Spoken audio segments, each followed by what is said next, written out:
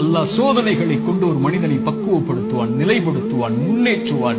அவனுக்கு அடுத்த கட்டத்தை நோக்கி அவனுடைய வாழ்வை நகர்த்துவான். அவன் அதன் மீது நம்பிக்கை கொண்டிருப்பான். நலவு வந்தால் அல்ஹம்துலில்லாஹ், சோதனை வந்தாலும் அல்ஹம்துலில்லாஹ், அல்லாஹ்வை புகழ்வான், அல்லாஹ்விடத்திலே உதவி தேடுவான். இவன் முஃமின்.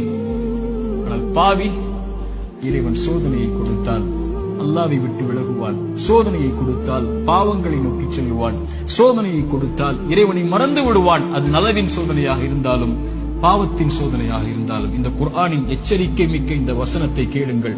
ஃபலம்மா நஸூ மா ذُكِّرُوا بِهِ, என் நினைவை விட்டு நீங்கள் மறந்து வாழும் போது ஃபதஹ்னா அலைஹிம் அப்வாப குல்லி ஷை, வானத்தின் கதவுகள் எல்லாம் திறக்கப்படும், என்ன வேண்டுமோ கிடைக்கும். ஹத்தா இதா ஃபரிஹு மா ஊது, அல்லாஹ் கொடுத்ததை கொண்டு அவர்கள் நிம்மதியோடு வாழ்ந்து கொண்டிருக்கும் போது அது சோதனை என்று அறியாத அந்த பாவிகளுக்கு அஹத்னாஹும் பக்ததன், திடீரென்று அல்லாஹ் பிடித்து அவர்களை நஷ்டவாளிகளாக மாற்றிவிடுவார்.